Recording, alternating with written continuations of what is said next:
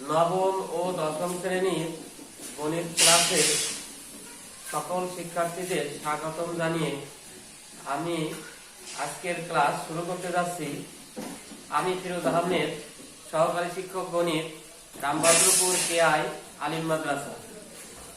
তোমাদের প্রথমে একটু যাচাই করার জন্য আমি ব্ল্যাকবোর্ডে কয়েকটি তথ্য উপস্থাপন করব।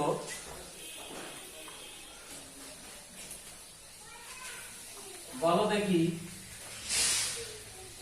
এ গুণ এ সমান কি 2, বি গুণ বি গুণ বি গুণ বি সমান কত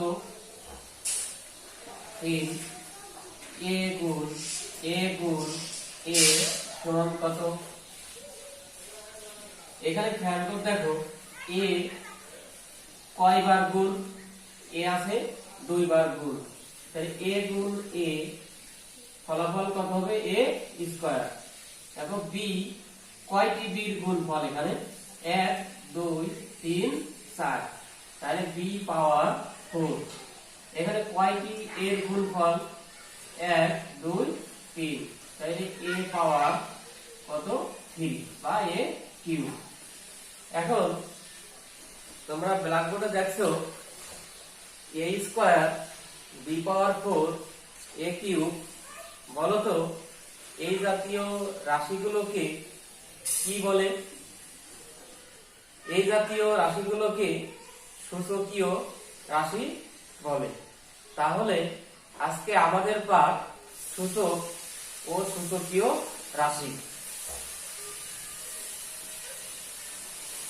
আজকের পাঠ সূচক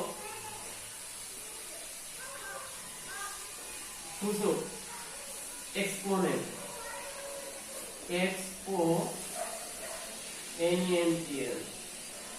এক্সপোনেন্ট। প্রথমে বলবো সূচক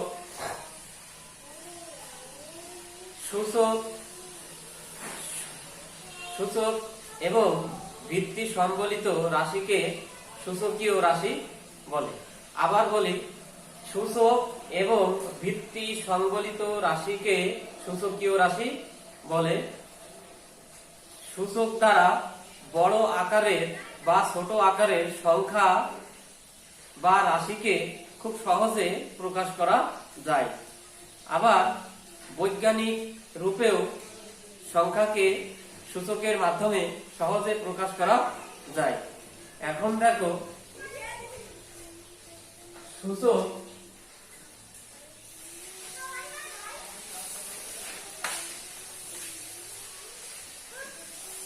খেয়াল করে দেখো, নিচের সারণীতে খালি ঘরগুলো পূরণ করো। একই সংখ্যার গুণ, রাশি, ভিত্তি আর একটা ঘাত। এখন দেখো 2 গুণ 2 গুণ 2, কয়টি 2 এর গুণফল? এখানে কয়টি 2 গুণ আকারে আছে? কয়টি? 3টি। তাহলে 2 গুণ 2 গুণ 2 এর সূচকীয় রাশি কত হবে? সূচকীয় রাশি হবে, দেখো এর সূচকীয় রাশি হবে 2 পাওয়ার কত 3। এখন তোমরা একটু খেয়াল করে দেখবা, সূচকীয় রাশিতে এখানে যে 2, এই 2 কে বলবে ভিত্তি আর 3 কে বলবে ঘাত। তাইলে এখন এই যে 2 পাওয়ার 3, এই সূচকীয় রাশিতে 2 হচ্ছে ভিত্তি আর 3 হচ্ছে ঘাত। অপরদিকে 3 গুণ 3 গুণ 3 গুণ 3 কতবার গুণ আকারে আছে? 4 বার। তাহলে সূচকীয় রাশি কেমন হবে? 3 পাওয়ার 4। এদিকে খেয়াল করলে বুঝতে পারবা, তাই ভিত্তি কত হবে? ভিত্তি হবে 3 আর ঘাত হবে কত? 4। দেখো a গুণ a গুণ a, এ কয়বার গুণ আকারে আছে? 3 বার। তাই এর সূচকীয় রাশি হবে কত? a পাওয়ার 3। অর্থাৎ রাশি যতবার গুণ আকারে থাকবে তত পাওয়ার। তাহলে a পাওয়ার 3, এর ভিত্তি কত? ভিত্তি a। আর ঘাত বা সূচক কত হবে 3। অনুরূপ ভাবে দেখো বি বি বি বি কয়টা বি 5টা বি দেখো গুণফল আকারে আছে, তাই এর সূচকীয় রাশি হবে বি পাওয়ার 4। তাহলে বি পাওয়ার 4 এই সূচকীয় রাশির ভিত্তি কত? ভিত্তি হলো বি আর ঘাত কত 4। এখন খেয়াল করে দেখো এ যে কোনো বাস্তব সংখ্যা এবং n ধনাত্মক পূর্ণ সংখ্যা হলে n সংখ্যা a এর ক্রমিক গুণফল হলো a পাওয়ার n। আমরা সূচকীয় রাশিকে সচরাচর বা সাধারণত a পাওয়ার n এই আকারে লিখে থাকি, এই আকারে লিখে থাকি। তাই দেখো এখানে n হলো কি? n হলো সূচক বা ঘাত আর a হলো ভিত্তি। আবার বলি, তাইলে 2 3 বার গুণ আকারে আছে, যার ফলে 2 পাওয়ার 3 এখানে ভিত্তি 2 ঘাত কত 3। তাই দেখো এই রাশিগুলোর গুণফল 3 পাওয়ার 4, তাহলে ভিত্তি 3 আর ঘাত হচ্ছে 4।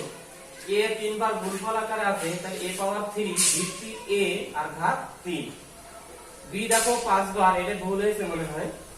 b কয়বার গুণফল আকারে আছে? 5 বার।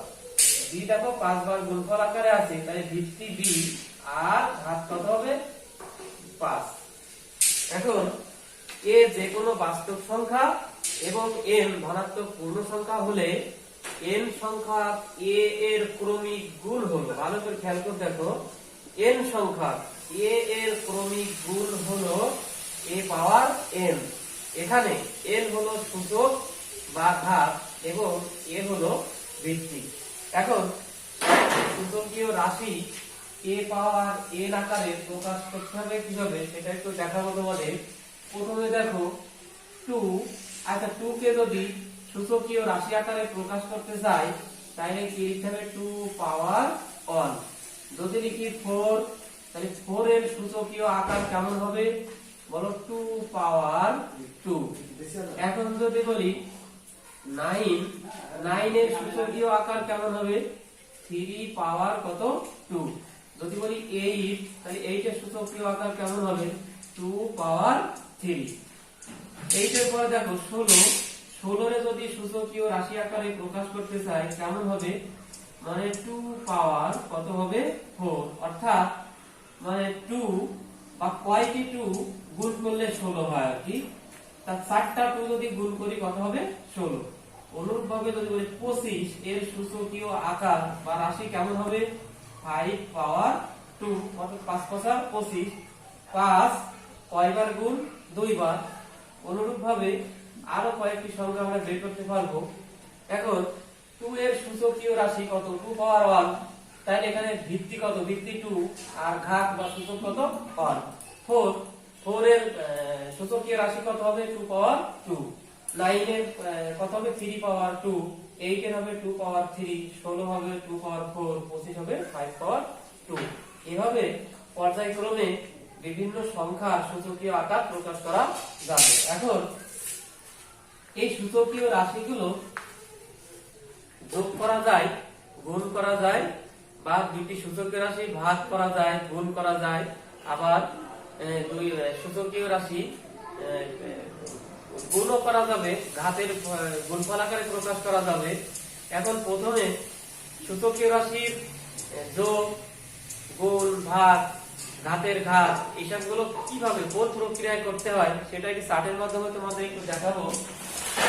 খেয়াল করে দেখো, দেখো সূচকের সূত্রাবলী, সূচকের সূত্রাবলী ইনডেক্স লস।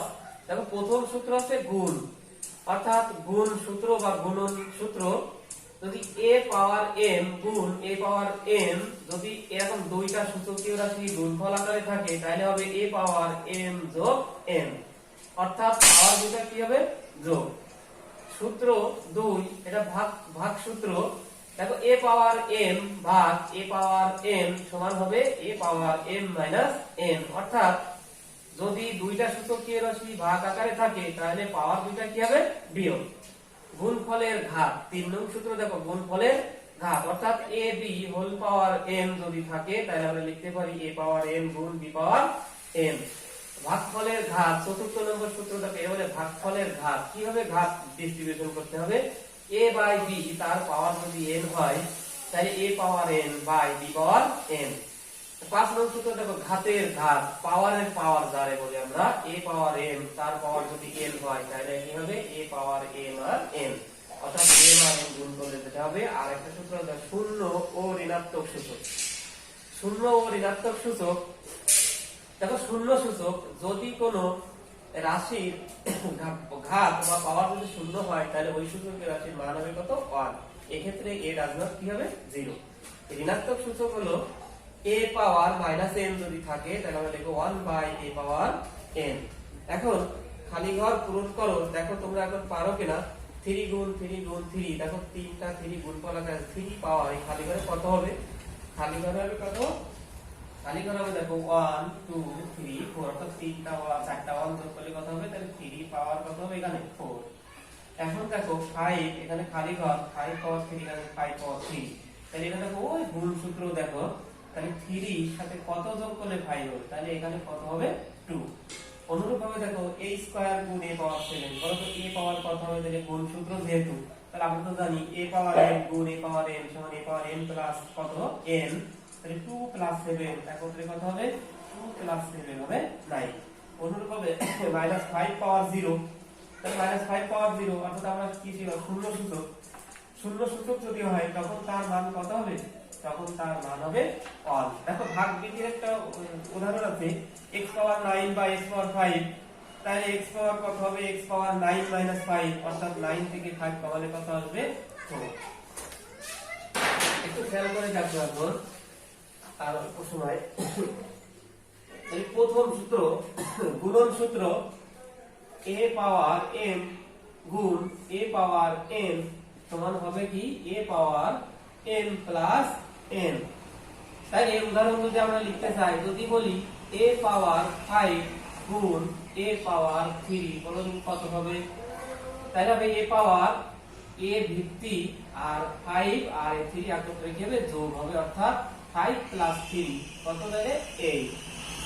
2 নং সূত্র দেখো, ভাগ বিধি, a পাওয়ার m একটি সূচকীয় রাশি, আবার a পাওয়ার n আরেকটি সূচকীয় রাশি যদি ভাগাকারে থাকে হবে a power m minus n।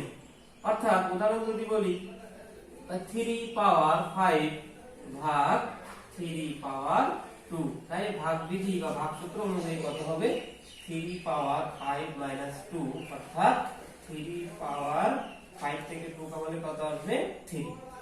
আরেকটি সূত্র দেখাবো, দেখো ঘাতের ঘাত, এই সূত্রটি তোমাদের একটু দরকার। ঘাতের ঘাত, ঘাতের ঘাত হচ্ছে সূত্রটি হচ্ছে a পাওয়ার m তার পাওয়ার n যদি হয় তাহলে আমরা লিখতে পারি a পাওয়ার m n।